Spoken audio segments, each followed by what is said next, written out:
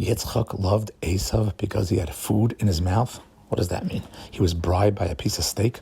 Could we say something like this about our forefathers? The Be'er Yosef explains that imagine having twins, but one was given a lot of capabilities and one was not. And they both come home with an 80 on the report card. The one who only is capable of a 70 and gets an 80, you're thrilled.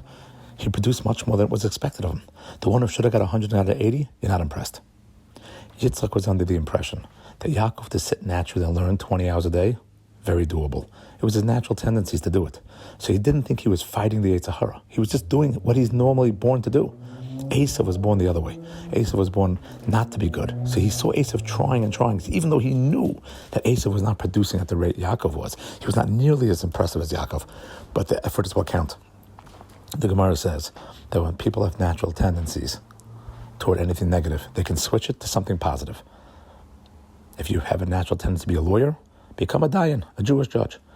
Anything can be judged for positive. The Gemara says specifically, if someone is going to be natural tendency to be a killer, what he should do is become a shaychet or a moil, slaughter animals and do bris milas. Unbelievable. In the beginning of this parsha, Tosfos on the Torah says that Esuv was not gemalit. He never had a circumcision. Why? Because when he was born, his coloring was off. He was red. And therefore, Yitzchak said he can't have a milah. And then when he got to a certain age, at 2 years old, and he realized that this is natural color, he said, you know what? I'll wait till he does it himself at 13. Why would he wait for himself to do it at 13? And then Esuv didn't do it. What was Yitzchak's cheshbon? Yitzchak's cheshbon was because at a certain point he realized Esav's natural tendencies are bad.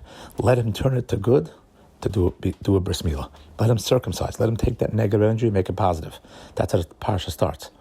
How does the parsha end? Parsha ends with Yitzchak telling Esuv, do me a favor, go slaughter an animal for me and bring it to me so I can give you a blessing. Slaughtering an animal. That's the other thing you do with a natural born killer. You turn him into shaychtim and you turn him into moilim. Yitzchak wasn't fooled by Esuv. Yitzchak was the ultimate master of education. He was telling Esuv, follow my advice, turn the negative into a positive thing. And you could turn out not just like Yaakov, but even better because you're fighting it more. Know your talents and know what you could do.